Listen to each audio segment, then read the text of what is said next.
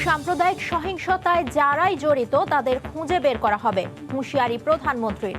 বললেন বাংলাদেশের সব ধর্মের মানুষ পূর্ণ অধিকার নিয়ে থাকবেন। দেড় যুগেও যুবকে বিনিয়োগকারীরা ফিরে পাননি টাকা। আসামিদের পলাতক দেখিয়ে অভিযোগপত্র দেয়ায় বেড়েছে শঙ্কা। সাজা না হওয়ায় ঘটছে ই কমার্সের মতো প্রতারণা। বরিশালে নারী ও শিশুদের দিয়ে নদীতে দেদারসে মাছ শিকার করছে জেলেরা। অভিযানে নজরদারি এড়াতেই এই কৌশল। জড়িতদের বিরুদ্ধে ব্যবস্থা নেয়ার হুঁশিয়ারি।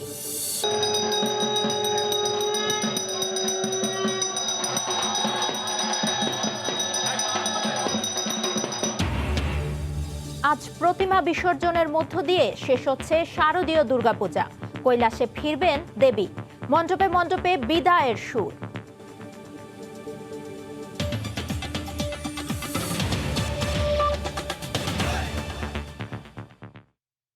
ভোরের সময় সঙ্গে আছি আমি ফারিহা মারিয়াম। সাম্প্রদায়িক সহিংসতায় যারাই জড়িত তাদের খুঁজে বের করা হবে বলে হুঁশিয়ারি উচ্চারণ করেছেন প্রধানমন্ত্রী শেখ হাসিনা। বাংলাদেশের সব ধর্মের মানুষ পূর্ণ অধিকার নিয়ে থাকবেন বলে জানান সরকার প্রধান। বৃহস্পতিবার বিকেলে গণভবন থেকে ভার্চুয়ালি ঢাকেশ্বরী মন্দিরে যুক্ত হয়ে শুভেচ্ছা বিনিময় অনুষ্ঠানে শেখ হাসিনা বলেন, মাঝে মধ্যে কিছু দুষ্ট চক্র সাম্প্রদায়িক অস্থিরতা তৈরি করতে চায়। সনাতন ধর্মাবলম্বীদের সবচেয়ে বড় ধর্মীয় আচারে উৎসবের আনন্দে সামিল হতেই প্রধানমন্ত্রী শেখ হাসিনার এ ভার্চুয়াল আয়োজন। এদিন গণভবন থেকে ভার্চুয়ালি জাতীয় মন্দির ঢাকেশ্বরী পূজা মণ্ডপে যোগ দেন সরকার প্রধান। কথা বলেন সনাতন ধর্মাবলম্বীদের সঙ্গে, জানান শারদীয় শুভেচ্ছা। আনন্দের সাথে উদযাপন করতে পারবেন।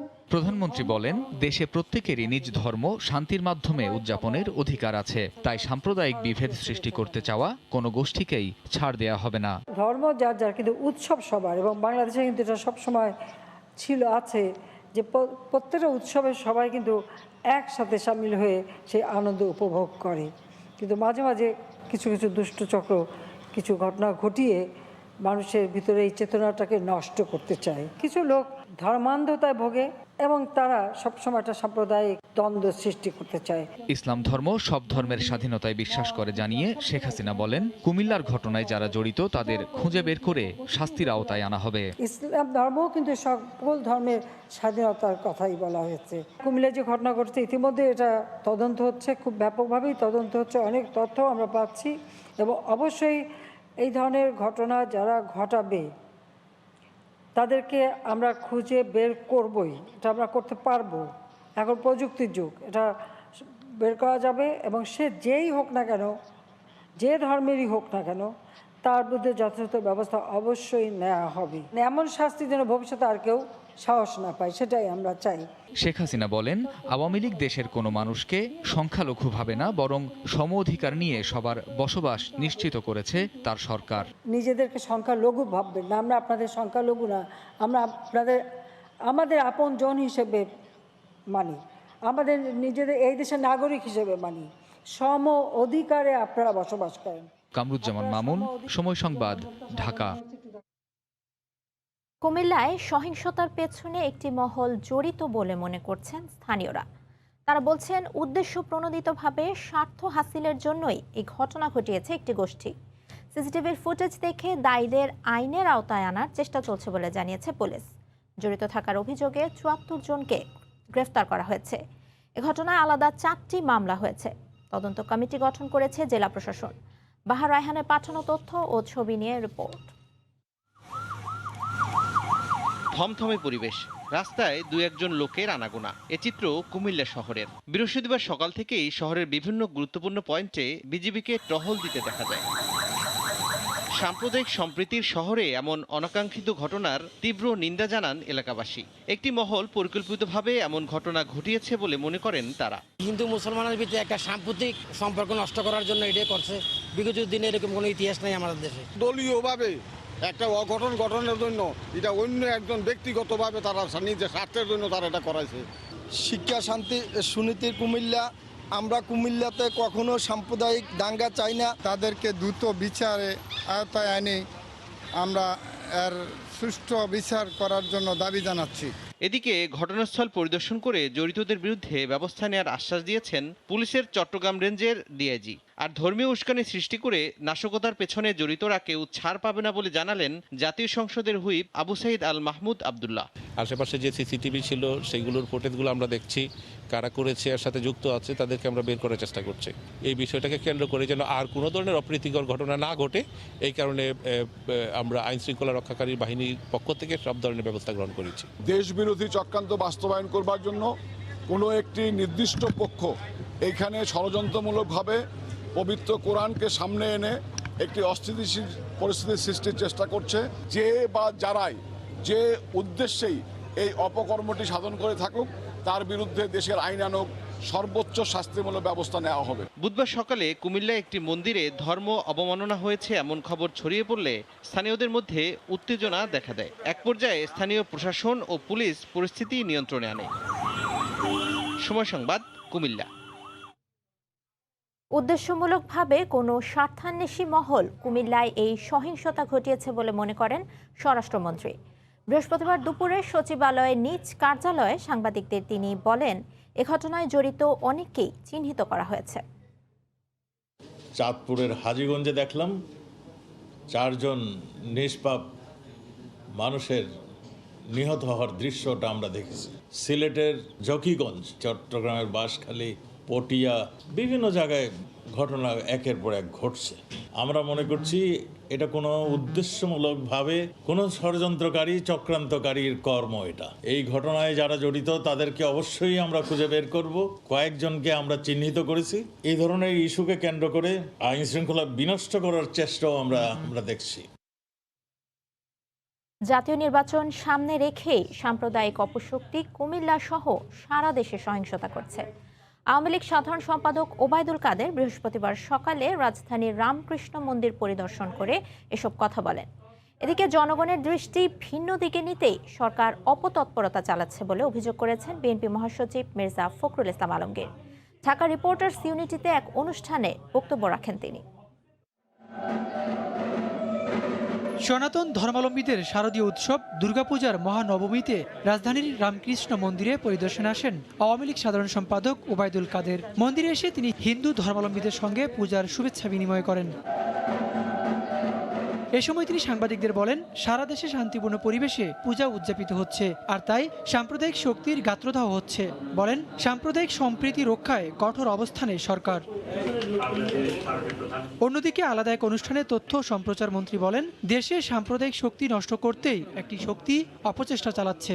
একটি মহল যারা সবসময় এই দুষ্কর্মের সাথে যুক্ত, সেই মহলেই এই ঘটনাটি ঘটিয়েছে। তদন্তকারী সংস্থাগুলোর তদন্তে সঠিক তথ্য বেরিয়ে আসবে। এবারই প্রথম জাতীয় নির্বাচনকে সামনে রেখে এ অশুভ অপশক্তি, উগ্র সাম্প্রদায়িক গোষ্ঠী, এরাই আজকে কুমিল্লার ঘটনা সহ আরও 10-12টি জায়গা মন্দির হামলা, হিন্দুদের বাড়িঘরে হামলা, এইসব ঘটনার সাথে এই অপশক্তি জড়িত। এদিকে ঢাকা রিপোর্টার্স ইউনিটিতে এক আলোচনা অনুষ্ঠানে বিএনপির মহাসচিব মির্জা ফখরুল ইসলাম আলমগীর বলেন, সাম্প্রদায়িক সম্প্রীতি নষ্ট করে দেশকে অস্থিতিশীল করার চেষ্টা করছে ক্ষমতাসীনরাই। সাম্প্রদায়িক সম্প্রীতি বিনষ্ট করবার যে চক্রান্ত, এটা এই সরকারের চক্রান্ত।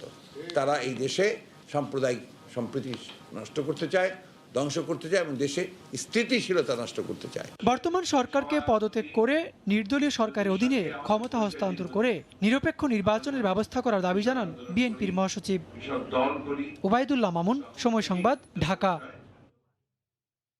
প্রতিবারই এমন সাম্প্রদায়িক সহিংসতা উস্কে দিতে ব্যবহার করা হয় সামাজিক মাধ্যম, কিন্তু প্রতিবারই ধরা ছোঁয়ার বাইরে থেকে যায় অভিযুক্তরা। বিশেষজ্ঞরা বলছেন, ফৌজদারি অপরাধের বিচার না হয় একই ঘটনা বারবার ঘটছে। কুমিল্লায় সাম্প্রদায়িক সম্প্রীতি বিনষ্টের ঘটনায় উত্তেজনা ছড়িয়েছে শহর জুড়ে। বেশ কয়েকটি ফেসবুক পেজে পরিকল্পিতভাবে ঘটনার লাইভ আর শেয়ার ছড়িয়ে দেওয়া হয়। আর এসব পোস্টের ভাষা যে উস্কানিমূলক তা বুঝতে বোঝা হতে হয় না। এখন প্রশ্ন হলো, এই সময়টাতে পরিস্থিতি নিয়ন্ত্রণে রাখতে এসব ফেসবুক পোস্ট নিয়ন্ত্রণে রাখা যেত কিনা। অতীত অভিজ্ঞতা বলছে, দু একটি ঘটনা ছাড়া এ ধরনের পরিস্থিতিতে অধিকাংশ ক্ষেত্রে উস্কে দেয়া এসব পেজের এডমিনরা রয়েছেন ধরাছোঁয়ার বাইরেই। এসব মাধ্যমে এখনও নিজেদের নিয়ন্ত্রণ প্রতিষ্ঠা করতে পারেনি বিটিআরসি কিংবা আইন শৃঙ্খলা রক্ষা বাহিনী। ফেসবুক মনিটরিংয়ের জন্য আমাদের আইন শৃঙ্খলা রক্ষাকারী বাহিনীর কিন্তু প্রত্যেকেরই আলাদা আলাদা করে এখন ইউনিট আছে। ফেসবুককে জবাবদিহিতার একটা জায়গায় আনতে হবে, সেটা হচ্ছে কোনো রকম ঘৃণা বিদ্বেষমূলক কোনো কিছু ফেসবুকে প্রচার করা যাবে না। আবার রামু, নাসিরনগর কিংবা বোরহানউদ্দিনের ঘটনার দিকে তাকালেই বোঝা যায় এসব ক্ষেত্রে সাম্প্রদায়িক কিংবা রাজনৈতিক তকমা লাগিয়ে ব্যবহার করেছে যে যার সুবিধা মতো। অথচ এসব ঘটনা ফৌজদারি অপরাধ হিসেবেই সার্বজনীন বিবেচনা করা উচিত বলে মনে করেন বিশেষজ্ঞরা। এই ঘটনাগুলো বিচার বিভাগীয় তদন্ত দরকার। বারবার একই ঘটনা ঘটছে, সেজন্য এগুলো বন্ধ করতে গেলে বিচার বিভাগীয় তদন্ত করা দরকার। কোন রাজনীতি এই ঘটনাগুলো ঘটাচ্ছে? এটা হোক রাজনৈতিক, হোক সাম্প্রদায়িক, যেটাই হোক, এটা মূলত একটা ক্রিমিনাল অফেন্স। এইটা ধরেই যদি আমরা অন্তত বিচারটা নিশ্চিত করতে পারি, তাহলেও কিন্তু অনেকখানি বন্ধ করা যেত। কোনো দায়িত্বশীল হিন্দু কিংবা মুসলিম এ ধরনের কাজ করতে পারে না বলেও মনে করেন বিশ্লেষকরা। যদি কোনো হিন্দু রেখে থাকে, হিন্দু ধর্মের জন্য এটা সম্মানজনক কিছু না, আর মুসলিম রাখলে এটাও ইসলামের কোনো শিক্ষা না। আর যারা প্রকৃত দোষী তাদেরকে অবশ্যই শাস্তির সম্মুখীন করতে হবে। এই করতে গিয়ে আমরা কোনো অমুসলিমের উপর যদি জুলুম করি, এটা হবে হাদিসের স্পষ্ট লঙ্ঘন। এ ধরনের ঘটনার পুনরাবৃত্তি ঠেকাতে আইন শৃঙ্খলা রক্ষা বাহিনীর নজরদারি আরও বাড়ানোর তাগিদ তাদের। রাশেদ লিমন, সময় সংবাদ, ঢাকা। সাম্প্রদায়িক সম্প্রীতি বিনষ্ট করতেই পরিকল্পিতভাবে হিন্দুদেরকে টার্গেট করা হচ্ছে বলে অভিযোগ করেছেন সাংস্কৃতিক কর্মী, লেখক ও প্রকাশকরা। অবিলম্বে কুমিল্লার ঘটনায় জড়িতদের গ্রেফতারের দাবি জানিয়েছেন তারা। এদিকে এর সঙ্গে জামায়াত, হেফাজত ও বিএনপির সম্পৃক্ততা দেখছে ইউনাইটেড ইসলামী পার্টি নামে ধর্মভিত্তিক একটি দল। কুমিল্লার পূজা মণ্ডপে হামলার ঘটনার প্রতিবাদ জানাতে বাংলাদেশে সাম্প্রদায়িকতার বিরুদ্ধে রুখে দাঁড়াও জনগণ এই ব্যানারে বিক্ষোভ করে উদীচী, গণজাগরণ মঞ্চ, লেখক ও প্রকাশক সহ বিভিন্ন সামাজিক সংগঠন। তাদের অভিযোগ, পরিকল্পিতভাবে দেশের সাম্প্রদায়িক সম্প্রীতি ধ্বংসের ষড়যন্ত্র করছে একটি চক্র। সকল ধর্মের মানুষ যেন তাদের উৎসব নির্বিঘ্নে পালন করতে পারে তা নিশ্চিত করার পাশাপাশি অতীত ও বর্তমান ঘটনায় জড়িতদের বিচার দাবি করেন তারা। এরা কারা? এরা ধর্মের রক্ষক, এরা কখনোই ধর্মের রক্ষক হতে পারে না। আজকে সাম্প্রদায়িক গোষ্ঠীর হাতে সবচেয়ে বড় ডিজিটাল শক্তি। সমস্ত সাম্প্রদায়িক কন্টেন্ট বন্ধ করতে হবে। যদি বাঙালিত্বের পূর্ণ বিকাশ চাই, তাহলে এই দুষ্কৃতিকারী, এই অশুভ অন্ধকারের শক্তিকে অবশ্যই দমন করতে হবে। এদিকে আলেম ওলামাদের মাঠে নামাতে পরিকল্পিতভাবে কুমিল্লার ঘটনা ঘটানো হয়েছে বলে দাবি করেছেন বাংলাদেশ ইউনাইটেড ইসলামিক পার্টি। দলটির দাবি, এর সঙ্গে জামায়াত, হেফাজত ও বিএনপি জড়িত। ধর্মপ্রিয় মুসলমান আলেম সমাজকে বিভ্রান্ত করার জন্য হেফাজত, জামায়াত, বিএনপির ষড়যন্ত্রের কারণেই গতকালকের এই পবিত্র কোরআনে কারিমকে পূজা মণ্ডপের ওই রানের উপরে রাখা হয়েছিল, ছবি তুলে ফেসবুকে দেওয়া হয়েছিল। শুক্রবারের মধ্যে জড়িতদের পরিচয় প্রকাশ করা না হলে কঠোর আন্দোলনের হুঁশিয়ারিও দিয়েছে দলটি। আফজাল হোসেন, সময় সংবাদ, ঢাকা। এদিকে কুমিল্লায় সাম্প্রদায়িক সহিংসতার ঘটনায় নিন্দা জানিয়ে দোষীদের আইনের আওতায় আনার দাবি জানিয়েছে বিভিন্ন ইসলামী সংগঠন। আহলে সুন্নাত ওয়াল জামায়াত বাংলাদেশের পাঠানো সংবাদ বিজ্ঞপ্তিতে সহিংসতার নিন্দার পাশাপাশি ঘটনার সুষ্ঠু বিচার দাবি করা হয়। বিবৃতি দিয়েছে হেফাজতে ইসলাম বাংলাদেশও। সংগঠনটির সংবাদ বিজ্ঞপ্তিতে সাম্প্রদায়িক ষড়যন্ত্র এড়িয়ে চলতে সবাইকে সতর্ক থাকার আহ্বান জানানো হয়। কুমিল্লার ঘটনায় জড়িতদের বিচার দাবি করেছে খেলাফত মজলিসও। এছাড়া বাংলাদেশ তরিকত ফেডারেশনের পাঠানো বিবৃতিতে দেশের শান্তি বজায় রাখতে মুসলিম সমাজের সবাইকে ধৈর্য ধারণ করতে আহ্বান জানানো হয়। এছাড়া সবাইকে দায়িত্বশীল ভূমিকা পালনের আহ্বান জানিয়ে বিবৃতি দিয়েছে বাংলাদেশ ফরায়েজি আন্দোলন।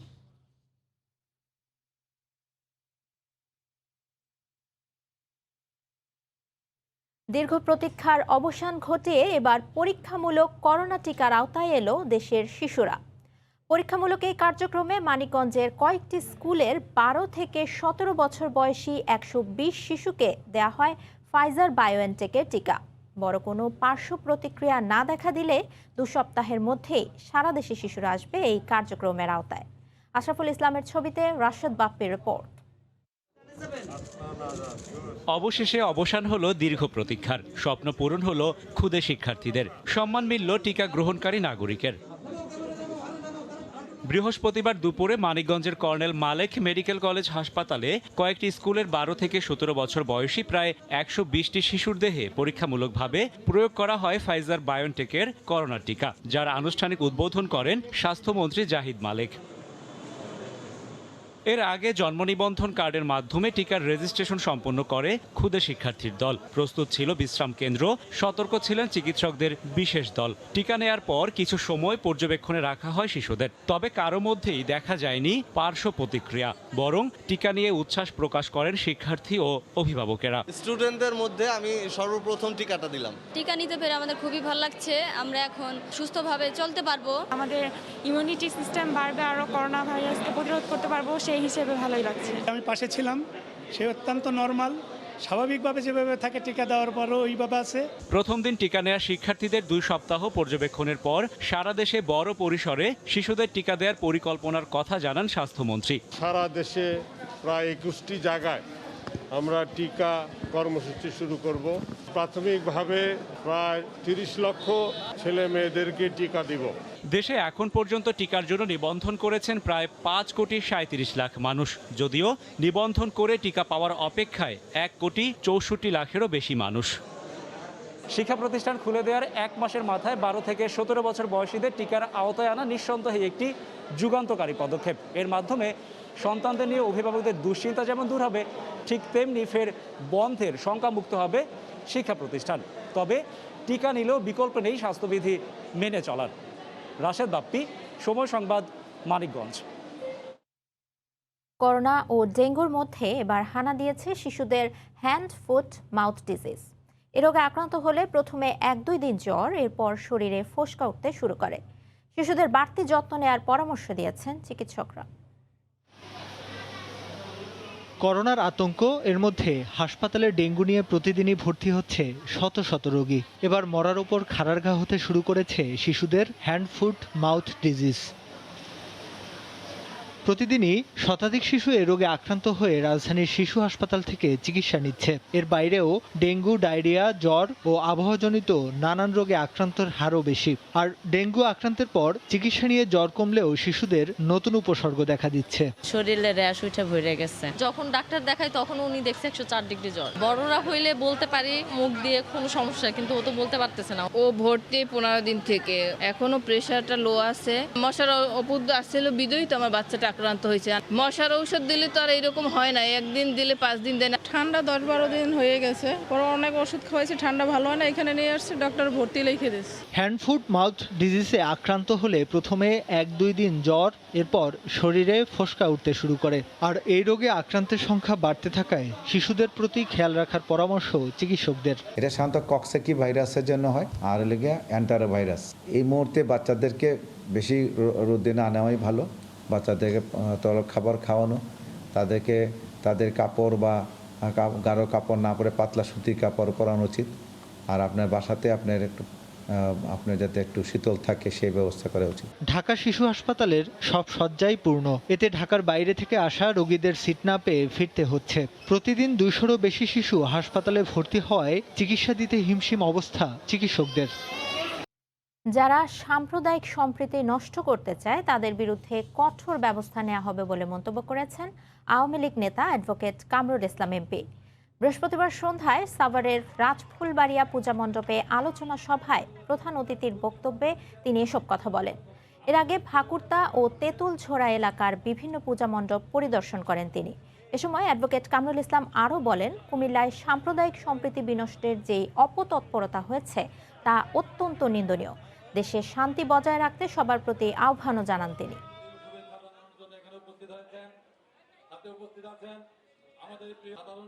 যারা দেশে নৈরাজ্য সৃষ্টি করতে চায়, এই অবস্থা সৃষ্টি করে, ধর্মের নামে হানাহানি সৃষ্টি করে, ধর্মের নামে উন্মাদনা সৃষ্টি করে এই সম্প্রীতির বন্ধনকে নষ্ট করতে চায়, তারা অহেতু হীন স্বার্থ উদ্ধার করতে চায়।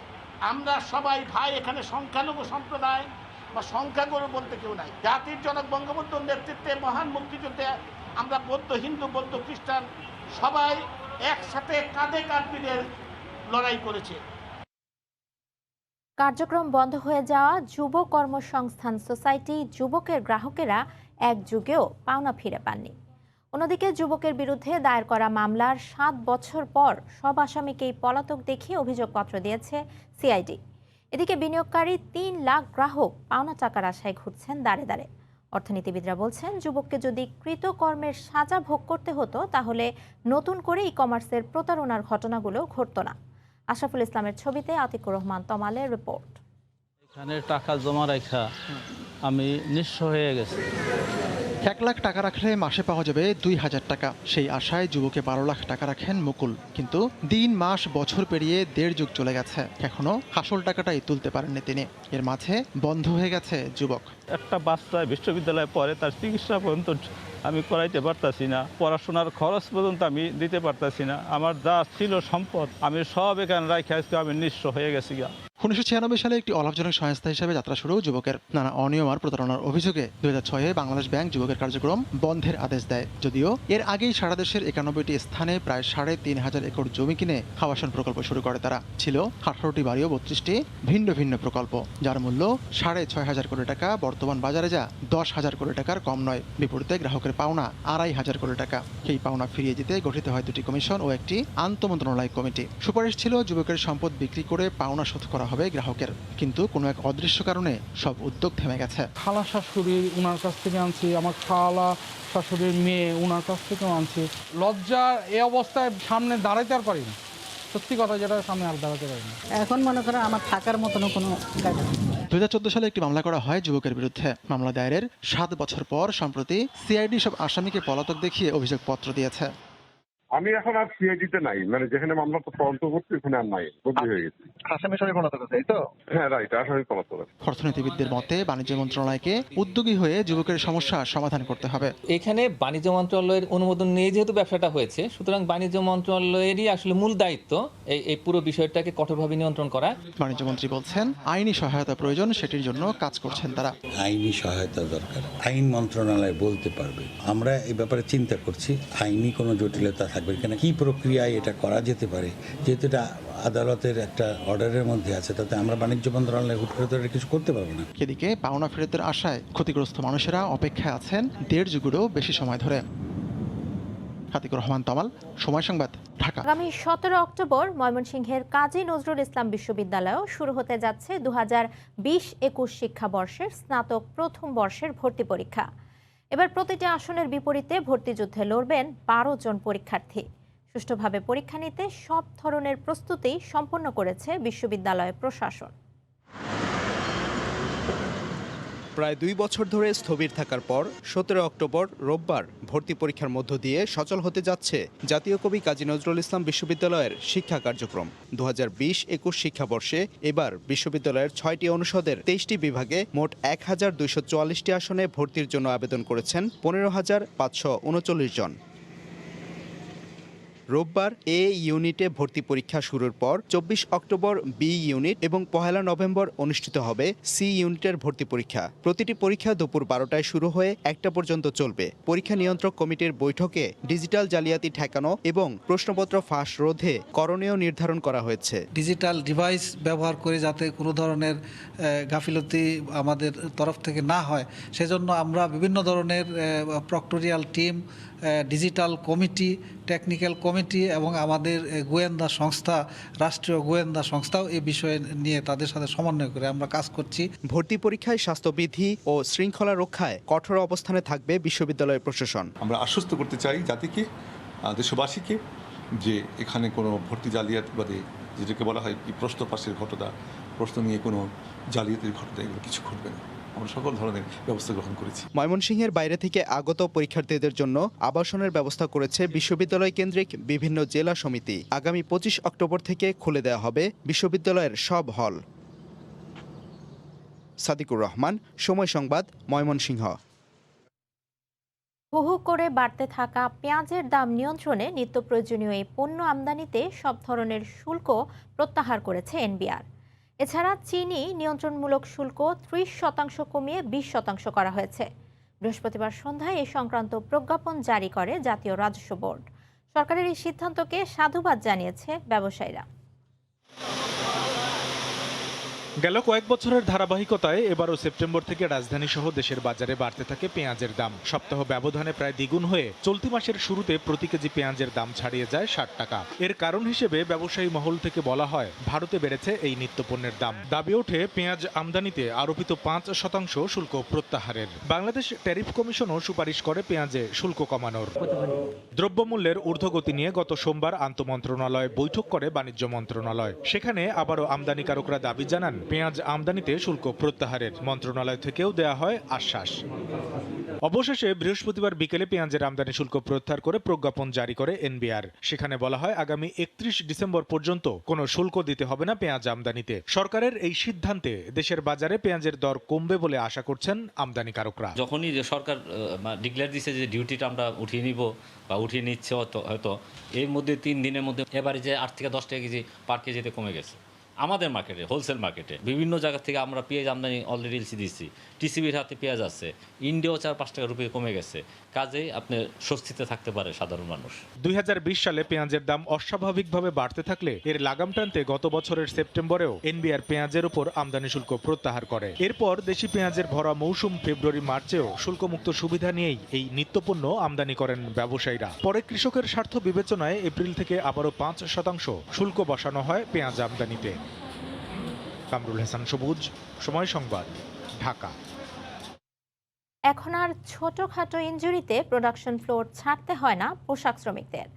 সহকর্মীর দেয়া প্রাথমিক চিকিৎসাতেই মেলে সমাধান। এমনকি আগুন লাগলেও ফায়ার সার্ভিস আসার আগেই প্রাথমিক ধাক্কাটা সামলে নিতে পারে নিজেরাই। মালিকপক্ষ বলছেন, সুরক্ষা বিষয়ক বিভিন্ন প্রশিক্ষণ নেওয়া শ্রমিকরা যেমন ভূমিকা রাখে কারখানা নিরাপদ রাখতে, তেমনি এতে বাড়ে উৎপাদনশীলতাও। কামরুল হাসান সবুজের রিপোর্ট। সুই সুতার এই কারিগরদের শ্রমে ঘামেই পুষ্ট হয় দেশের অর্থনীতি, আসে রপ্তানি আয়ের 80% বেশি। খেয়াল করলে দেখা যাবে এই কারখানার শ্রমিকদের কয়েকজনের অ্যাপ্রনে রয়েছে ভিন্নতা। যারা নিয়মিত কাজের পাশাপাশি দরকারে দিয়ে থাকেন প্রাথমিক স্বাস্থ্যসেবা। আবার কেউ দায়িত্ব নিয়ে এগিয়ে আসেন অগ্নিকাণ্ড সহ দুর্ঘটনা মোকাবিলায়। তাৎক্ষণিক ব্যবস্থা আমার কাছে আসলে আমি ব্যবস্থা নিই। শ্রমিক এবং মালিক পক্ষ মাঝখানে আমরা একটা মেরুদণ্ড হিসেবে কাজ করি। কর্মপরিবেশ নিরাপদ রাখতে রপ্তানিমুখী কারখানাগুলোতে উচ্চ ক্ষমতার প্রযুক্তি নিয়ে একদল কর্মীও থাকেন তৎপর। বাড়তি যোগ্যতা সম্পন্ন সহকর্মী থাকায় কর্মক্ষেত্রে বেশি নিরাপদ বোধ করেন শ্রমিকরা, যার ইতিবাচক প্রভাব পড়ে উৎপাদন প্রক্রিয়ায়। সব ধরনের খেয়াল সুযোগ সুবিধা রাখে। বেশি সমস্যা হলে ছুটি দেয়। ফ্লোরের মধ্যে যদি আমাদের ট্রিটমেন্টটা হয় তাহলে আমাদের জন্য সেফ, আমাদের জন্য ভালো, আমার কোম্পানির জন্য ভালো। মালিকরা বলছেন, বিভিন্ন বিষয়ে দেয়া প্রশিক্ষণ শ্রমিকদের ব্যক্তি জীবনকে সমৃদ্ধ করার পাশাপাশি কারখানার নিরাপত্তা নিশ্চিতে রাখে বড় ভূমিকা। আমাদের প্রত্যেকটা জায়গায় টিম থাকে, একটা ফার্স্ট এড টিম বলেন, ফায়ার ফাইটিং টিমে একটা টিম থাকে, ডক্টর, নার্স, আমাদের সব ফ্যাক্টরি আছে।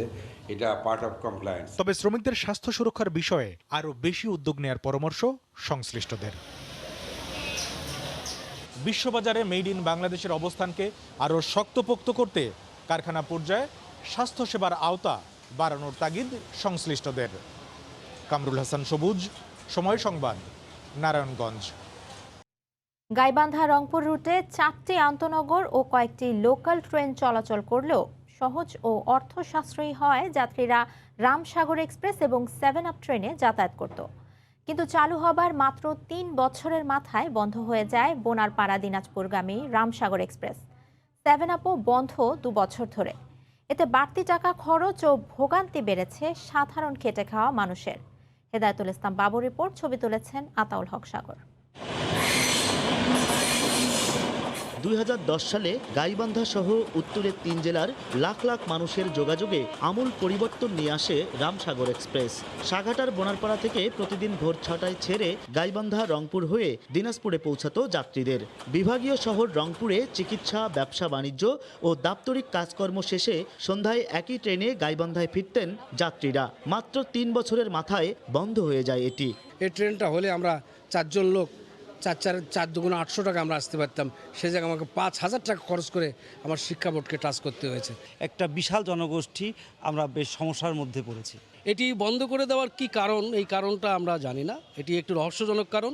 এদিকে সান্তাহার থেকে লালমনিরহাটগামী লোকাল ট্রেন 7 আপও বন্ধ প্রায় 2 বছর ধরে। ফলে অতিরিক্ত অর্থ ও সময়ের সাথে সড়ক পথের ভোগান্তি মেনে নিয়ে গন্তব্যে পৌঁছাতে হচ্ছে যাত্রীদের। আন্দোলন সংগ্রাম করেও আর চালু হয়নি ট্রেন দুটি। যদি আবার নতুন করে চালু হয় তাহলে অবশ্যই এই অঞ্চলের মানুষ না, যে 7টা ডিস্ট্রিক্ট গড়ে যদি বলেন, মানুষ উপকৃত হবে। জনবল সংকটের কারণে রেল দুটি বন্ধ দাবি করে আবারও চালুর আশ্বাস দিলেন রেলের ঊর্ধ্বতন কর্মকর্তা। ইতিমধ্যে সহকারী স্টেশন মাস্টার নিয়োগের সার্কুলার এসেছে, আগামী 2-1 মাসের মধ্যে আরও কিছু সার্কুলার আসবে। জনবল নিয়োগ হলেই আমরা এই ট্রেনগুলো চালু করার ক্ষেত্রে যথেষ্ট তৎপর রয়েছি। ট্রেন দুটি চালু হলে বগুড়া, গাইবান্ধা সহ রংপুর, দিনাজপুর অঞ্চলের যাত্রীদের ভোগান্তি লাঘবের পাশাপাশি সময় ও অর্থ সাশ্রয় হবে মত সংশ্লিষ্টদের। হেদায়েতুল ইসলাম বাবু, সময় সংবাদ, গাইবান্ধা। চট্টগ্রাম বন্দরে বছরের পর বছর পড়ে থাকা BMW, মার্সিডিজ বেঞ্জ, ফোর্ডের মতো বিশ্বখ্যাত প্রতিষ্ঠানের 110টি দামি গাড়ি অবশেষে নিলামে উঠছে। আগামী 4 নভেম্বর এই গাড়ি নিলামে বিক্রি হবে। পর্যটন সুবিধায় বিদেশ থেকে আনা গাড়ি এতদিন বন্দরের শেডেই পড়েছিল খালাস জটিলতায়। বিস্তারিত জানাচ্ছেন কমল দে। সবশেষ তথ্য অনুযায়ী চট্টগ্রাম বন্দরে নানা জটিলতায় খালাস না হওয়া 360টি গাড়ি বিভিন্ন শেডে পড়ে আছে। এর মধ্যে পর্যটন সুবিধায় এনে খালাস নিতে পারেনি এ ধরনের গাড়ি রয়েছে 110টি। এসব গাড়ি নিলামে বিক্রি করবে এখন কাস্টমস কর্তৃপক্ষ। আগামী 4 নভেম্বর হবে গাড়ি বিক্রির সবচেয়ে বড় নিলাম। তবে পুরাতন হয় অনেকটা কম দামে কেনা যাবে এসব গাড়ি। একদিকে স্পেস খালি হবে, অন্যদিকে যে সেল প্রসিড বাবদ যে 20% চট্টগ্রাম বন্দরকে দেওয়ার একটা বিধান আছে, সেটাও চট্টগ্রাম বন্দর কর্তৃপক্ষ পাবে। বারবার ব্যর্থ হবার পর এবার জটিলতা এড়াতে গাড়ির মালিক, বন্দর ও কাস্টমসের সমন্বয়ের মাধ্যমে গাড়িগুলো নিলামে তোলার কথা বলছেন ব্যবসায়ীরা। সবচাইতে বেস্ট উদ্যোগ হবে ইম্পোর্টারদের সাথে, কাস্টমসের সাথে, পুডের সাথে ত্রিপক্ষীয় বৈঠক করে কোনো একটা সমাধানে চলে যাওয়া। সব জটিলতা এড়িয়ে গাড়িগুলো নিলামে বিক্রির ব্যাপারে আশাবাদী কাস্টমস কর্তৃপক্ষ। জাতীয় রাজস্ব বোর্ডের নির্দেশনার উপর ভিত্তি করে আমরা গাড়িগুলো সরেজমিনে দেখেছি এবং তারপরে ইনভেন্টরি করেছি। আগে বিদেশি পর্যটকরা তাদের ব্যবহৃত গাড়ি বিনা শুল্কে বাংলাদেশে এনে 90 দিন পর্যন্ত ব্যবহার করে পুনরায় গাড়ি ফেরত নিয়ে যাওয়ার বিধান ছিল, কিন্তু এই শুল্ক হারের সুযোগ নিয়ে এসব কার্নেট গাড়ি দেশের বাজারে বিক্রি করে দিত। তাই অবৈধ এই ব্যবসা ঠেকাতে বেশ কিছু বিধিনিষেধ আরোপ করে বাংলাদেশ সরকার। কমল দে, সময় সংবাদ, চট্টগ্রাম।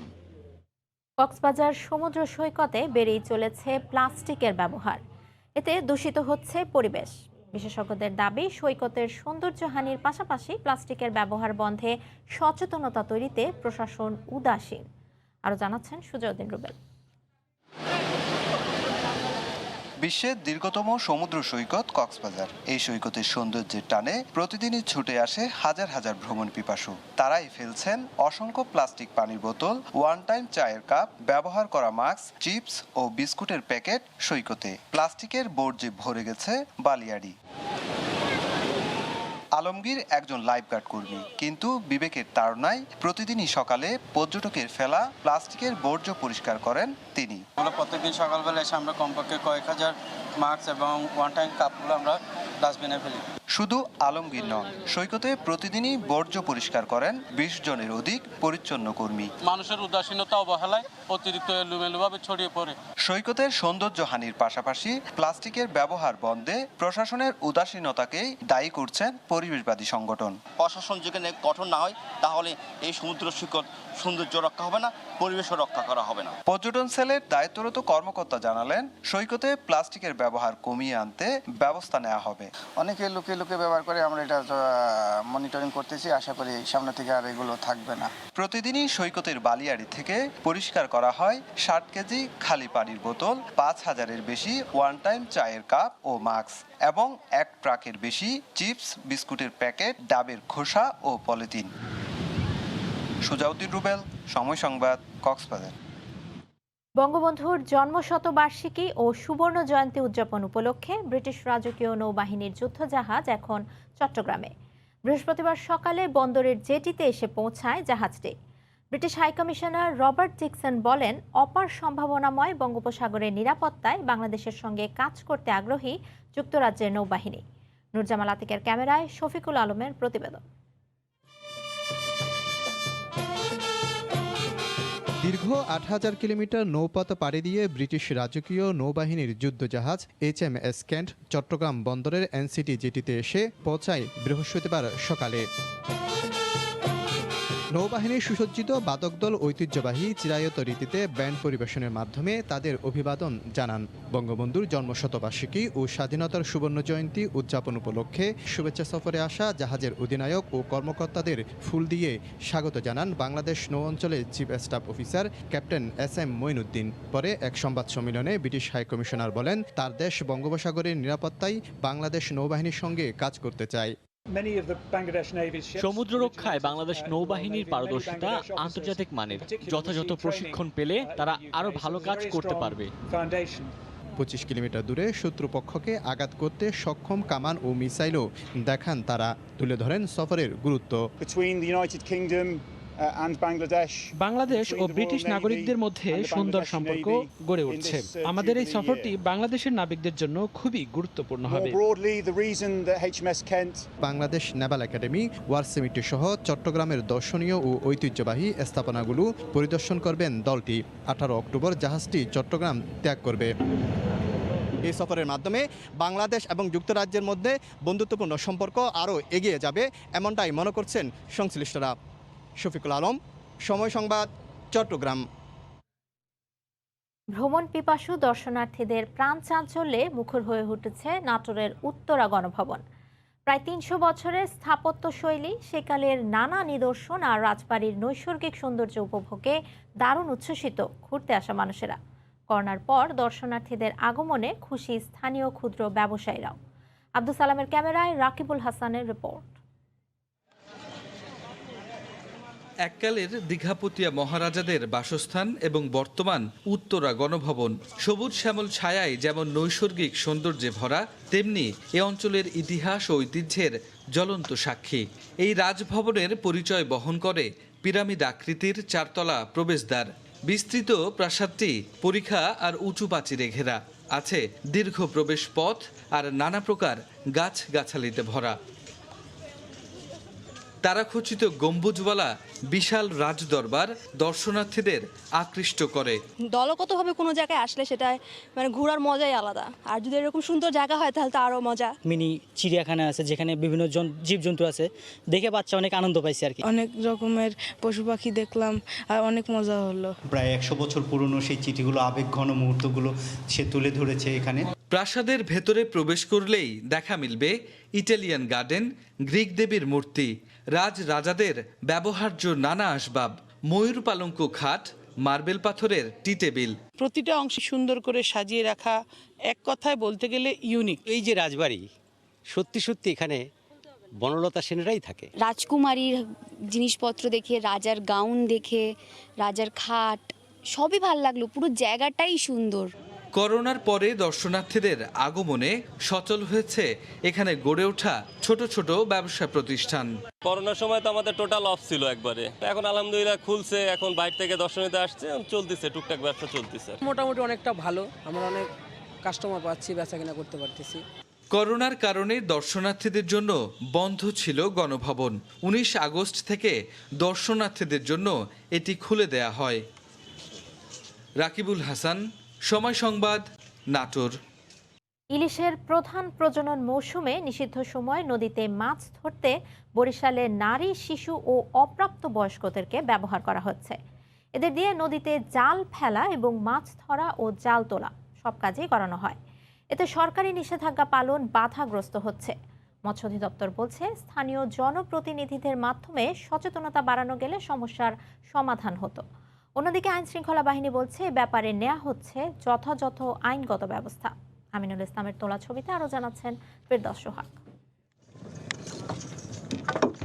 কারো বয়স 10 থেকে 12, কারো বা 14 থেকে 16 বছর।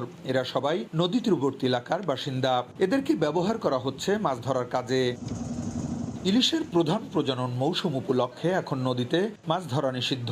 প্রতিদিনই চলছে আইন শৃঙ্খলা বাহিনীর অভিযান। তাই গ্রেফতার এবং জেল জরিমানা এড়াতে বরিশাল অঞ্চলের নদ নদীতে মাছ ধরার জন্য কৌশল অবলম্বন করা হচ্ছে। পুরুষের পরিবর্তে মাছ ধরছে নারী, শিশু ও কিশোররা। মাছ যে পাইতাম না, খুললে বেচে আমার 100 টাকা গাইতে দিতেই। আমরা অন্য কোনো কাজ কাম করতে পারি না, তাই আমরা জালিয়ারি করা লাগে। 22টা দিন আমরা কি করে খাবো স্যার? অভিযোগে চাল ডাল খাবার যদি আমাকে দিত আমরা না নামতাম। আমাকে 10 কেজি চাউলও দেয় না, 2 কেজি ডাইলও দেয় না, জাগো আছে হ্যাঁ গই দেয়। মোরা কিভাবে চলমু, কিভাবে বাঁচমু? এ ব্যাপারে যথাযথ আইনগত ব্যবস্থা নেওয়া হচ্ছে বলে জানায় নৌ পুলিশ। নদীতে শিশু এবং মহিলা যাদেরকে পাচ্ছি, স্থানীয় জনপ্রতিনিধি আছে, এদের সাথে আমরা আলোচনা করে এদের যদি এই কাজ থেকে দূরে থাকে তার জন্য আমরা উদ্বুদ্ধ করছি। এদিকে বিভাগীয় মৎস্য অধিদপ্তর বলছে সমস্যার সমাধান হতে পারে স্থানীয় জনপ্রতিনিধিদের মাধ্যমে সচেতনতা বাড়ানো গেলেই। জনপ্রতিনিধি তারা যদি তাদেরকে উদ্বুদ্ধ করে, তাদেরকে নিষেধ করে, হয়তো এই নারী এবং শিশুরা এই কাজ থেকে হয়তো বিরত থাকবে। গত 4 অক্টোবর থেকে মাছ ধরার উপর চলছে নিষেধাজ্ঞা। এর মধ্যে 13 অক্টোবর পর্যন্ত বরিশাল বিভাগে বিভিন্ন মেয়াদে জেল হয়েছে 266 জনের, জরিমানা করা হয়েছে 8 লাখ টাকা, মামলা হয়েছে 332টি। তবে মানবিক কারণে নারী ও অপ্রাপ্তবয়স্কদের মুচলেকা ছেড়ে দেয়া হয়। ইলিশের প্রজনন মৌসুম মাত্র 22 দিন। এই সময়টাতে সরকারি নিষেধাজ্ঞা পুরোপুরি মানা হলে নদ নদী ভরে উঠবে ইলিশে। ইলিশের দাম কমবে, জেলে এবং ক্রেতা বিক্রেতা সবাই আর্থিকভাবে লাভবান হবেন, এমনটাই মনে করছেন বিশেষজ্ঞরা। বরিশালের মেহেন্দিগঞ্জের কালাবদর নদী থেকে ফিরদাউস সোহাগ, সময় সংবাদ। ইলিশের প্রজনন মৌসুমে ইলিশ সংরক্ষণে দেশের বিভিন্ন জেলায় নদ নদীতে প্রশাসনের অভিযান অব্যাহত রয়েছে। গতকাল সকালে নৌপুলিশের একাধিক টিম উত্তর ভোলার মেঘনা নদীতে অভিযান চালায়। নিষেধাজ্ঞা সফল করতে অভিযান জোরদার করারও কথা জানিয়েছে আইন শৃঙ্খলা বাহিনী। মৎস্য বিভাগ জানায়, অভিযানের প্রথম 10 দিনে নিষেধাজ্ঞা অমান্য করায় 161 জনকে আটক করা হয়েছে। এদিকে গত 24 ঘন্টায় চাঁদপুরে প্রায় 3 কোটি মিটার জাল, 280 কেজি ইলিশ, 12টি মাছ ধরা নৌকা জব্দ করেছে নৌপুলিশ। একই সঙ্গে 25 জন জেলেকে আটক করে জেল হাজতে পাঠানো হয়েছে। গত 4 অক্টোবর থেকে শুরু হওয়া 22 দিনের এই নিষেধাজ্ঞা শেষ হবে 25 অক্টোবর।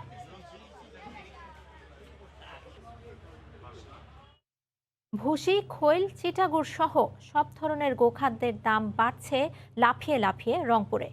গত 1 মাসে 25 কেজির 1 বস্তা ফিডের দাম বেড়ে গেছে 200 টাকা পর্যন্ত। করোনাকালের সংকট কাটিয়ে উঠতে না উঠতেই খাদ্যের দাম বাড়ায় গরু বিক্রি করে দিতে বাধ্য হচ্ছেন খামারিরা। ডেয়ারি সমিতির অভিযোগ, অন্যতম গোখাদ্য সয়াবিনের অভ্যন্তরীণ চাহিদা পূরণ না হওয়া সত্ত্বেও ভারতে রপ্তানি করার পর প্রভাব পড়েছে দেশে। শাকিল মাহমুদের ক্যামেরায় রিপোর্ট রতন সরকারের।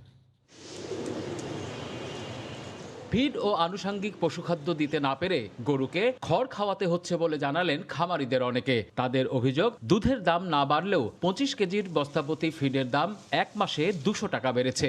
সরিষা ও তিলের খোল, চালের খুদ, চিটাগুড়ের দামও প্রতি কেজিতে 2 থেকে 8 টাকা বেড়েছে। খড়ের দাম বেশি, গাছের দাম বেশি, আপনার ভুসির দাম দিন গেলে বস্তায় 50, 60, 100 টাকা করে বাড়তেছে। পোয়ালটাই বেশি করে খেলেছি এখন, ভুসির দাম বেশি দেখিয়া। পণ্যের দাম বাড়ার কারণে বিক্রি কমে গেছে।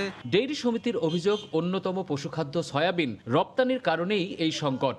সয়াবিন মিল দেখা যাচ্ছে যে আমরা এখানে ইন্ডিয়া রপ্তানি করতেছি, যে সেটার সুযোগ নিয়ে কিন্তু আজকে খাদ্য উৎপাদনকারী প্রতিষ্ঠানগুলা খাদ্যের দাম পর্যায়ক্রমে ধাপে ধাপে ধাপে ধাপে বাড়ায় দিচ্ছে। জেলা প্রাণী সম্পদ কর্মকর্তা সংকটের কথা স্বীকার করে গরুকে ঘাস খাওয়ানোর পরামর্শ দেন। খামারিদেরকে বলছি যে দানাদার খাদ্যের উপর চাপ কমায় ঘাস উৎপাদনের দিকে আপনারা নজর দেন এবং ঘাস খাওয়ায় এখন দানাদার খাদ্যের উপর চাপটা কমানো করা। প্রাণী সম্পদের তথ্য অনুযায়ী জেলায় নিবন্ধিত 1688টি এবং 235টি অনিবন্ধিত খামারে প্রায় 13,78,000 গরু লালন পালন করা হচ্ছে। তাই শারদীয় দুর্গোৎসবের নবমীতে রাতেও মণ্ডপে মণ্ডপে ভিড় করেছেন দর্শনার্থীরা। আনন্দ ভাগাভাগি করতে দল বেঁধে উৎসবে সামিল হন ভক্তরা। বিশ্বজিৎ দাসের ক্যামেরায় আরও জানাচ্ছেন সুব্রত আচার্য।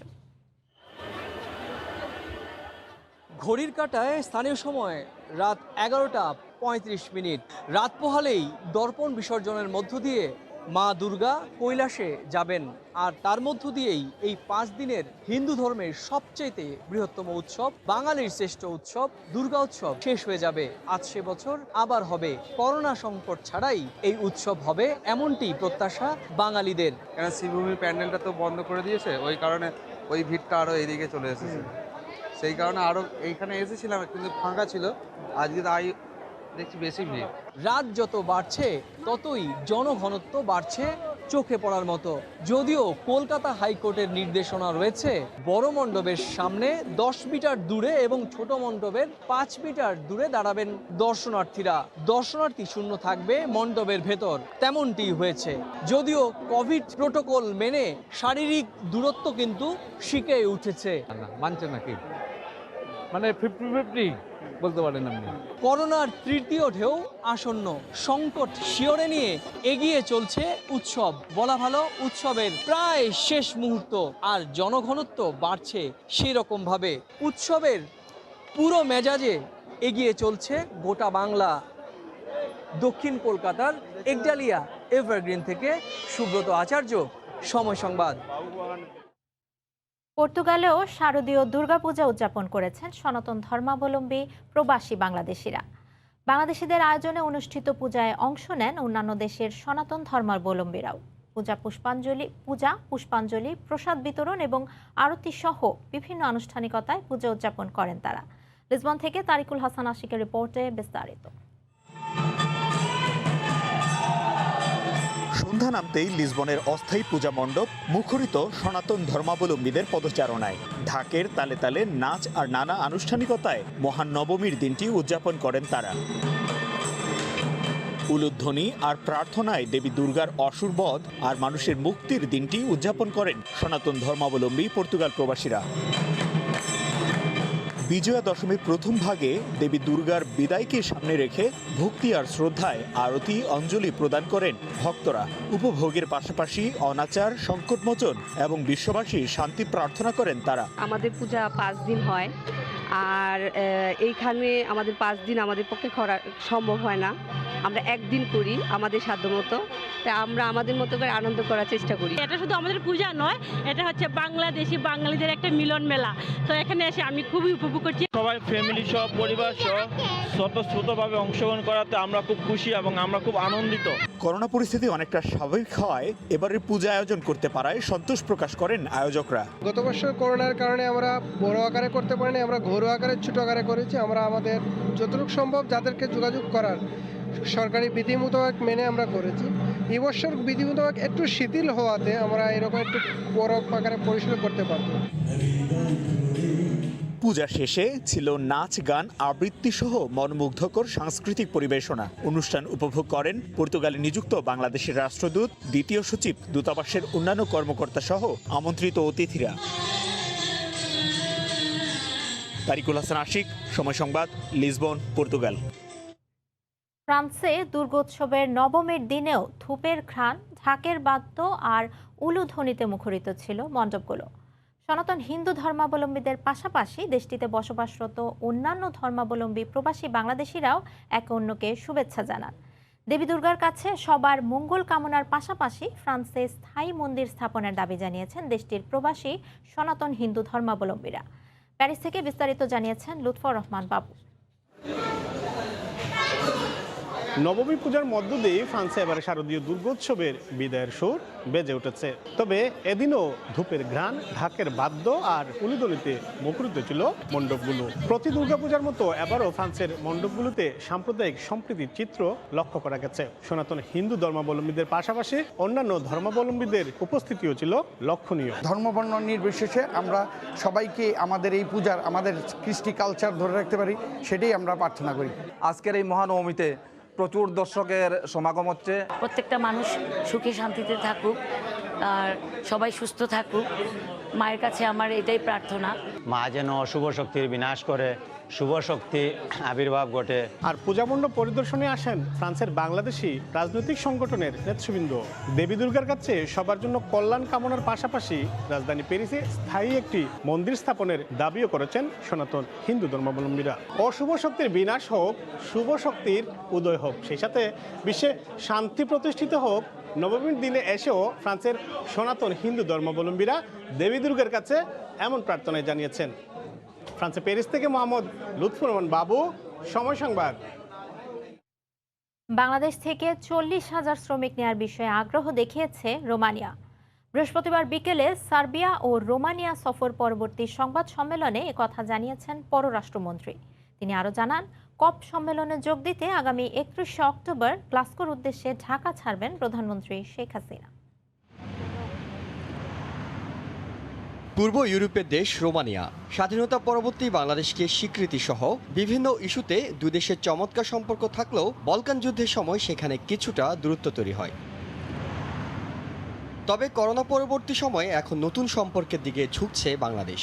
সম্প্রতি পররাষ্ট্রমন্ত্রী ডক্টর একে আব্দুল মোমেনের সফরে দুই দেশের মধ্যে সম্পর্ক উন্নয়নের অংশ হিসেবে প্রায় 2 কোটি মানুষের দেশটি আগ্রহ দেখিয়েছে বাংলাদেশ থেকে শ্রমিক নেয়ার। আমাদের প্রায় 300 জন লোক অ্যাপ্লাই করে বসে আছে, এখনো ওয়ার্ক পারমিটটা আসে নাই, ভিসাটা আসে নাই। এর কারণ হলো দিল্লি মিশনটা খুব ছোট। তো ওদের ফরেন মিনিস্টার বললেন যে প্রয়োজনে আমি কনসুলার সেবা ঢাকায় পাঠিয়ে দেবো, সপ্তাহানেক থাকবে, তারা তোমার দেশে থাকবে এবং সেইখানে তারা এই ভিসা ইস্যু করবে। এই সময় পররাষ্ট্রমন্ত্রী কথা বলেন কোপ সম্মেলনে প্রধানমন্ত্রী শেখ হাসিনার সফর সূচি নিয়েও। 31শে অক্টোবর উনি ঢাকা থেকে রওনা দিবেন, নিয়ে গ্লাসগোতে যাবেন। গ্লাসগোতে 1, 2, 3 আপনার কপ হাই লেভেল ইভেন্ট, এরপরে উনি লন্ডন আসবেন। এখনও ফাইনাল হয় নাই যে সেইখানে একটা দ্বিপাক্ষিক ব্রিটিশ প্রাইম মিনিস্টার এবং বাংলাদেশের প্রাইম মিনিস্টার একটা bilateral at the 10 Downing street আমরা এই পর্যায়ে কাজ করতেছি। এছাড়া আগামী 4 থেকে 6 ডিসেম্বর ঢাকায় বিশ্ব শান্তি সম্মেলন অনুষ্ঠিত হবে বলেও জানান পররাষ্ট্রমন্ত্রী। অনেকগুলো আমাদের জন্য ইউজফুল হয়েছে। ইহসান জুয়েল, সময় সংবাদ, ঢাকা। কাতারে প্রথমবারের মতো অনুষ্ঠিত হতে যাচ্ছে গালফে বসবাসরত প্রবাসী বাংলাদেশি ব্যবসায়ীদের নিয়ে বিজনেস কনফারেন্স। মধ্যপ্রাচ্যে প্রবাসী বাংলাদেশিদের মধ্যে সেতু বন্ধন, ব্যবসায়ী নেটওয়ার্ক ও সুসম্পর্ক উন্নয়নের লক্ষ্যে এই বিজনেস কনফারেন্স আয়োজন করতে যাচ্ছে বাংলাদেশ বিজনেস কাউন্সিল কাতার। কাতার প্রতিনিধি আনোয়ার হোসেন মামুনের তথ্য ও ছবি নিয়ে রিপোর্ট। 2022 সালের কাতার ফুটবল বিশ্বকাপ উপলক্ষে কাতারে ব্যবসায়িক নেটওয়ার্ক গড়ে তোলার লক্ষ্য নিয়ে প্রথমবারের মতো বাংলাদেশ বিজনেস কাউন্সিল কাতারের আয়োজনে আগামী 5 নভেম্বর গালফে বসবাসরত প্রবাসী বাংলাদেশি ব্যবসায়ীদের নিয়ে কাতারের রাজধানী দোহাতে বিজনেস কনফারেন্স অনুষ্ঠিত হবে। স্থানীয় সময় বৃহস্পতিবার রাতে দোহা ওল্ড গানম ম্যাজিস্ট্রেট হোটেলের হল রুমে এক সংবাদ সম্মেলনের মাধ্যমে এই বিজনেস কনফারেন্সের সময় ঘোষণা করা হয়। 2022 কাতার ফুটবল বিশ্বকাপকে সামনে রেখে ব্যবসায়িক সম্ভাবনা কাজে লাগিয়ে কাতার সহ মধ্যপ্রাচ্যের দেশগুলোতে বাংলাদেশি পণ্যের বাজার সৃষ্টি হবে বলে মনে করেন কাতার প্রবাসী বাংলাদেশি ব্যবসায়ীরা। বিজনেস কাউন্সিলের এই উদ্যোগকে স্বাগত জানিয়েছেন কমিউনিটির নেতারা। বিজনেস কনফারেন্সে সার্বিক সহযোগিতা দেওয়ার প্রতিশ্রুতি তাদের। ওয়ার্ল্ড কাপ সামনে 22-এ আশা করি আমরা বাংলাদেশের পণ্য এখানে উপস্থাপন করতে পারবো এবং আপনারাও আসেন, আমরা সবাই মিলে একসাথে ব্যবসা করি। বাংলাদেশের পণ্যের কিভাবে বাজার সৃষ্টি করা হয় এই উদ্দেশ্য নিয়ে আমরা এই কনফারেন্সের মুখ্য ভূমিকা পালন করব। কাতার বিজনেস কাউন্সিল এর এই উদ্যোগ যেন সফল হয় সেই জন্য বাংলাদেশ কমিউনিটির পক্ষ থেকে সর্বরকম সহযোগিতা এবং সহায়তা করব ইনশাআল্লাহ। গালফে বসবাসরত প্রবাসী বাংলাদেশি ব্যবসায়ীদের মধ্যে সেতু বন্ধন, ব্যবসায়ী নেটওয়ার্ক ও সুসম্পর্ক তৈরি করে পারস্পরিক যোগাযোগ ও সহযোগিতার মাধ্যমে গালফে বাংলাদেশি পণ্যের বিশাল বাজার সৃষ্টির লক্ষ্যে এই কনফারেন্স আয়োজন বলে জানালেন আয়োজকরা। আমাদের ভিতরে একটা সুসম্পর্ক উন্নয়ন হবে এই সম্মেলনের মাধ্যমে, একজন একজনের সাথে একটা পরিচিত হবে, এতে করে আমাদের ব্যবসা বাণিজ্যের গতিশীলতা আরও বাড়বে। এই বিজনেস কনফারেন্স গালফে বসবাসরত প্রবাসী বাংলাদেশি ব্যবসায়ী ও বাংলাদেশ থেকে অন্যান্য ব্যবসায়ীরাও এই কনফারেন্সে যোগ দেবেন বলে জানা গেছে। সময় সংবাদ, কাতার। নরওয়েতে তীর ধনুক ছুড়ে 5 জনকে হত্যার ঘটনাকে সন্ত্রাসী কর্মকাণ্ড হিসেবে আখ্যা দিয়েছে দেশটির পুলিশ। হামলাকারী 37 বছর বয়সী ড্যানিশ নাগরিক স্পেন অ্যান্ডারসন ব্রাথেনকে পুলিশ আগে থেকেই চিনত বলে জানিয়েছে। শান্তিপ্রিয় স্থান হিসেবে খ্যাত নরওয়ের মতো দেশে সন্ত্রাসী হামলার ঘটনায় হতবাক দেশটির সাধারণ মানুষ। কক্সবার্গে তীর ধনুক দিয়ে হামলা কোনোভাবেই মেনে নিতে পারছেন না তারা। মোমবাতি জ্বালিয়ে নিহতদের প্রতি শ্রদ্ধা জানান কক্সবার্গের বাসিন্দারা। একটি তীর ও অনেকগুলো ধনুক খুঁজে পেয়েছি আমি। বাসায় ঢুকতে না ঢুকতেই আর্তনাদ শুনতে পাই। পরে একজনকে ছুরি নিয়ে আঘাত করতে দেখলাম। ছোট শহরটিতে এই হামলাকে সন্ত্রাসী কর্মকাণ্ড হিসেবেই দেখছে পুলিশ। এরই মধ্যে হামলাকারী ৩৭ বছর বয়সী ড্যানিশ নাগরিক এসপেন অ্যান্ডারসন ব্রেথেনকে গ্রেফতারও করেছে তারা। তবে তাকে পুলিশ আগে থেকেই চিনত বলেও জানানো হয়। উগ্রপন্থায় সংশ্লিষ্টতার ভয়ের কারণে গত বছর থেকেই ওই ব্যক্তির উপর নজর রেখেছিল পুলিশ। তবে এবছর তার ব্যাপারে কোনো খোঁজখবর পুলিশের হাতে ছিল না বলে দাবি তাদের। ঠিক কী কারণে এই হামলার ঘটনা ঘটেছে তাও এখনও স্পষ্ট নয়। ২০১১ সালে নরওয়েতে উগ্র ডানপন্থী অ্যান্ডার্স বেহরিং ব্রেইভিকের হাতে ৭৭ জন নিহতের পর বুধবারের হামলাটি সবচেয়ে প্রাণঘাত হিসেবে বিবেচনা করা হচ্ছে। তবে বর্তমানে সবকিছু পুলিশের নিয়ন্ত্রণে রয়েছে বলে জানিয়েছেন দেশটির প্রধানমন্ত্রী এর্না সোলবার্গ।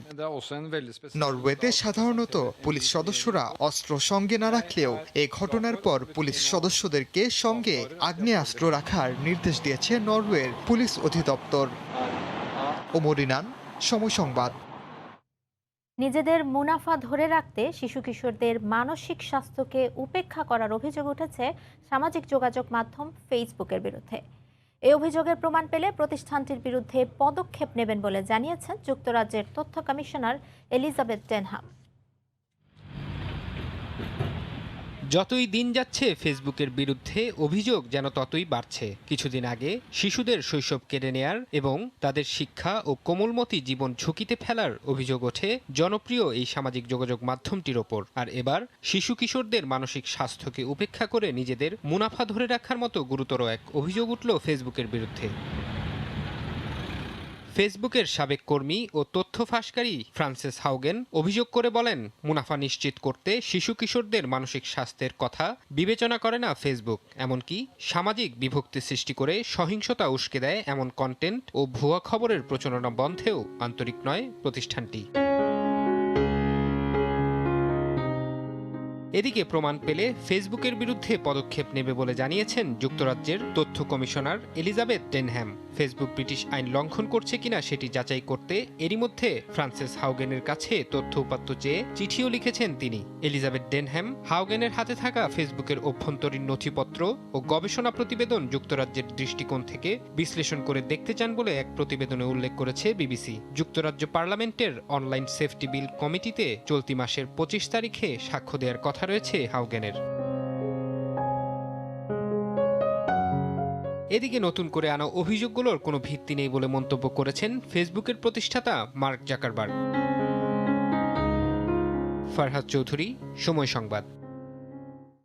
বিশ্বের বিভিন্ন দেশের ৪,০০০-এর বেশি সন্ত্রাসী জঙ্গি সংগঠনকে বিপজ্জনক হিসেবে চিহ্নিত করে কালো তালিকাভুক্ত করেছে ফেসবুক।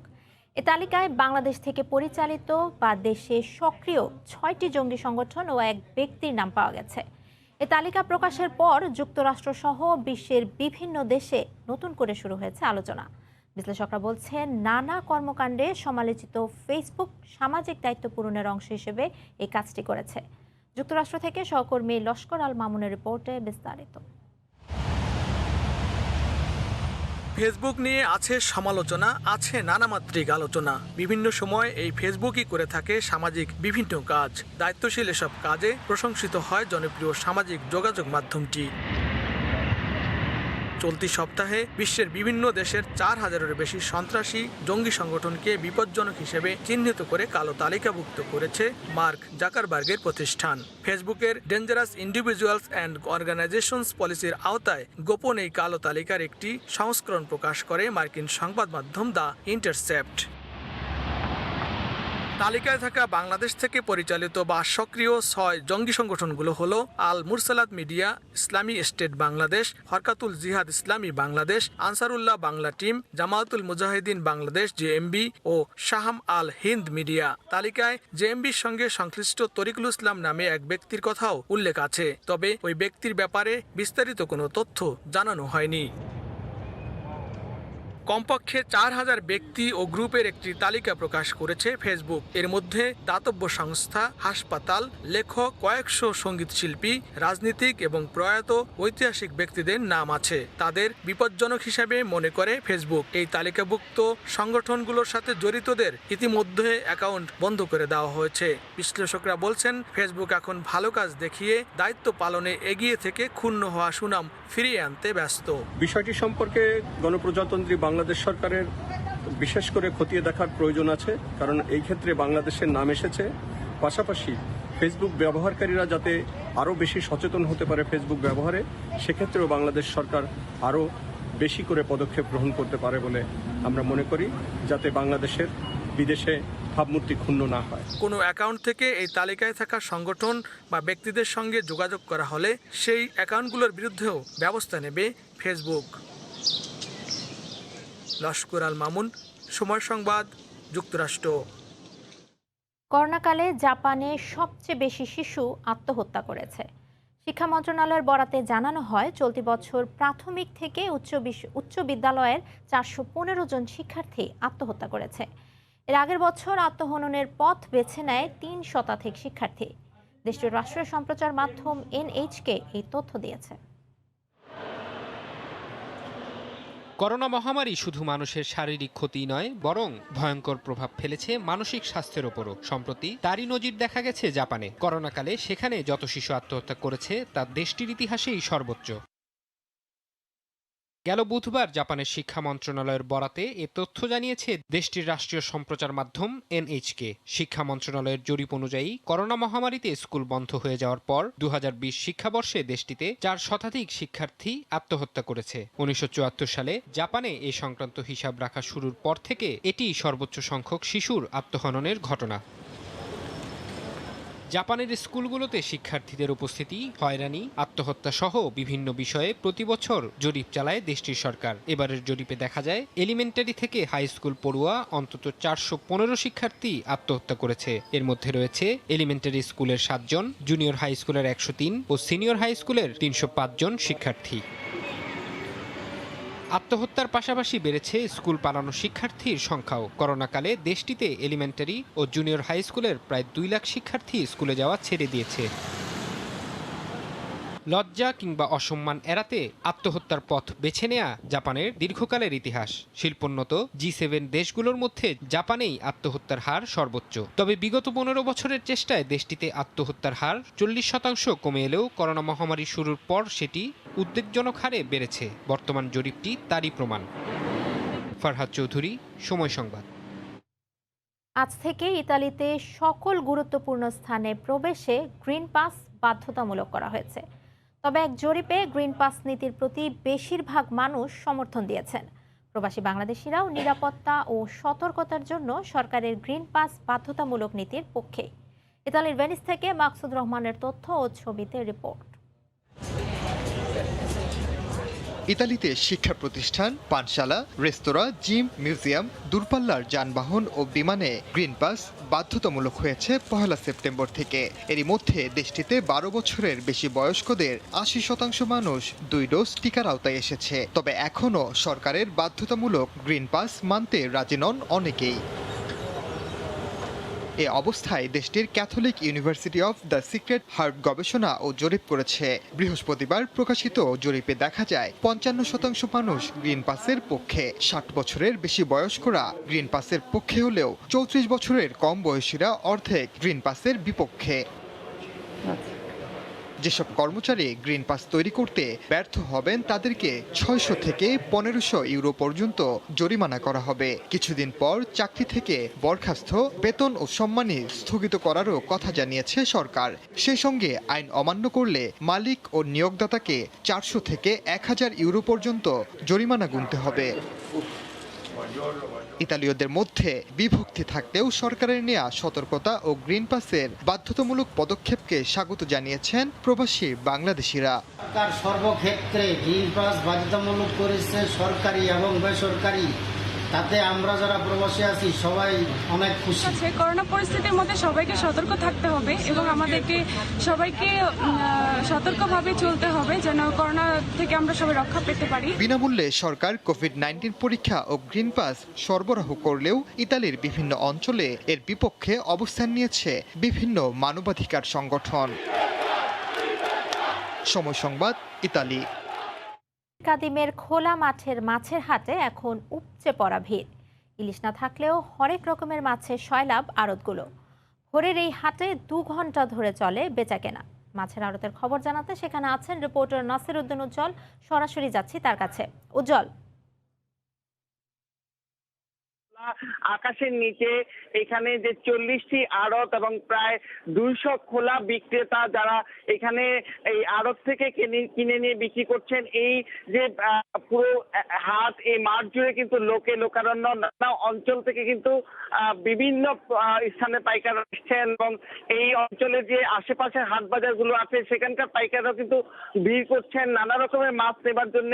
কিন্তু ইলিশ মাছের যে বন্ধ থাকবার বিষয়টি আছে, যে 22 দিন ধরে নিষিদ্ধ ইলিশ ধরা, সে কারণে কিন্তু ইলিশ ছাড়াই স্থানীয় যে নানা রকম জলাশয় এবং এখানকার পুকুর দিঘির মাছ সেগুলো যেমন এসছে এবং বিভিন্ন উপকূলের মাছও কিন্তু এখানে ভর্তি। আমরা লক্ষ্য করেছি যে সব রকমের মাছের দাম কিন্তু বেড়ে গেছে ইলিশ না পাওয়ার কারণে, এবং এখানে যে স্থানীয় নদীগুলো আছে সেখানে কিন্তু মাছ ধরা নিষিদ্ধ করা হয়েছে, সে কারণে কিন্তু মাছের দাম বেড়েছে। এবং এখানে যে পাঙ্গাস বিক্রি হতো 100 টাকা কেজি দরে, সেটি কিন্তু এখন বেড়ে দাঁড়িয়েছে 150 টাকা কেজিতে, এবং যে রুই মাছ বিক্রি হতো 200 টাকায় সেটা 280 টাকায় উঠেছে। এরকম প্রতিটি মাছই কিন্তু দাম বেড়ে গেছে এবং পাইকার এবং আড়তদাররা বলছেন যে এই অন্যান্য সময়ও কিন্তু এই যে ইলিশ নিষিদ্ধ থাকা অবস্থায় এই হাটের কদর বেড়ে যায়, কারণ এই হাটে কিন্তু হরেক রকমের মাছ থাকে এবং সেই মাছগুলো যেমন স্থানীয়, পাশাপাশি কিন্তু বিভিন্ন জেলা থেকে যে সেগুলোকে বরফ করে করে তারা কিন্তু নিয়ে আসেন নানা রকম এবং পিক আপে করে, এবং সেই মাছগুলো এনে কিন্তু এখানে বিক্রি করেন। কিন্তু এখানে যে ইলিশের যে নিষিদ্ধ ঘোষণা রয়েছে এবং 25 যে অক্টোবর পর্যন্ত ইলিশ ধরা নিষিদ্ধ রয়েছে, সেইটাকে কেন্দ্র করে কিন্তু আড়তদাররা বলছেন যে এরপরেই তারা যখন এখানকার ইলিশের নিষেধাজ্ঞা পার হয়ে যাবে তখন কিন্তু আবার নতুন করে এখানে বেচা কিনা শুরু হবে। তো এই ছিল মুন্সিগঞ্জের মাছের হাটের সবশেষ খবর। সে বইছে বিশ্বকাপের দামামা, যে জ্বরে আক্রান্ত সবাই। তবে বিসিবির ভাবনাটা আরও সুদূরে। বিশ্বকাপের পরপরই বাঘের ডেরায় আতিথ্য নেবে পাকিস্তান, যে সিরিজ দিয়ে আবারও দর্শকদের মাঠে ফেরানোর পরিকল্পনা বোর্ডের। সেক্ষেত্রে পুরো স্টেডিয়াম নয়, সুযোগ মিলবে সীমিত সংখ্যক সমর্থকের, নিশ্চিত করেছেন বিসিবি পরিচালক আকরাম খান।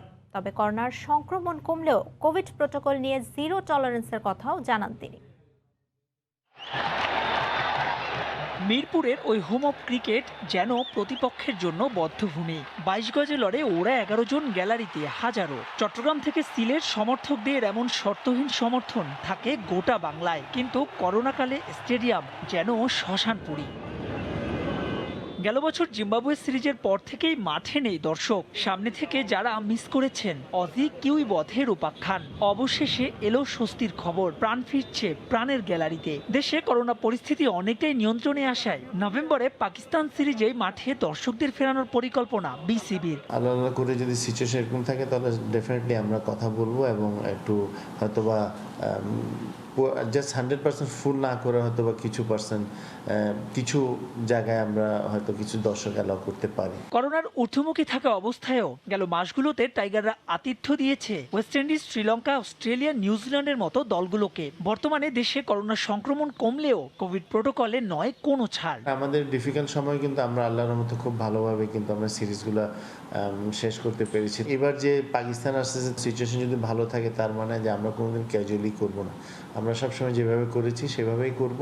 এই সিরিজ দিয়ে নতুন দফায় টেস্ট চ্যাম্পিয়নশিপ শুরু করছে বাংলাদেশ। গেলবার নানা কারণে পূর্ণ স্কোয়াডের সার্ভিস না পেলেও এবার সবাইকেই চায় বোর্ড। তাই তো ক্রিকেটার তো বটে, বিশ্বকাপের পর ছুটি দেওয়া হচ্ছে না কোচিং স্টাফদেরও। ওরা মেন্টালি প্রিপেয়ার্ড যে ওরাও কিন্তু আপনার যেহেতু এত বিজি শিডিউল আছে বাংলাদেশে, ওরা টিমের সাথে থাকবে। টেস্ট চ্যাম্পিয়নশিপে কিন্তু গতবার আমরা পুরো টিম কিন্তু কোনো সময় পাইনি, তো আশা করছি যেন আমরা পুরো টিমটা যেন পাই যারা সিনিয়র প্লেয়ার আছেন। সব ঠিক থাকলে দুটো টেস্ট ও 3টি টি-20 খেলতে 16ই নভেম্বর বাংলাদেশে আসার কথা পাকিস্তানের। খেলা হবে মিরপুর আর চট্টগ্রামে।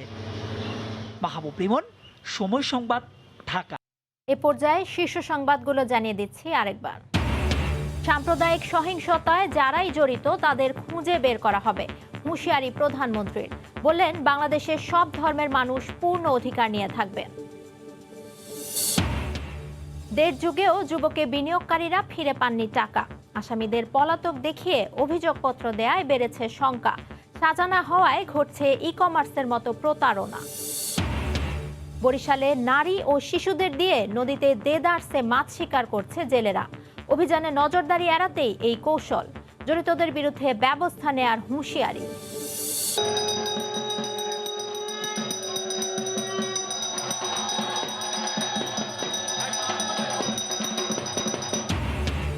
আজ প্রতিমা বিসর্জনের মধ্য দিয়ে শেষ হচ্ছে শারদীয় দুর্গাপূজা। কৈলাসে ফিরবেন দেবী। মণ্ডপে মণ্ডপে বিদায়ের সুর। এই ছিল ভোরের সময়। সঙ্গে থাকুন সময়।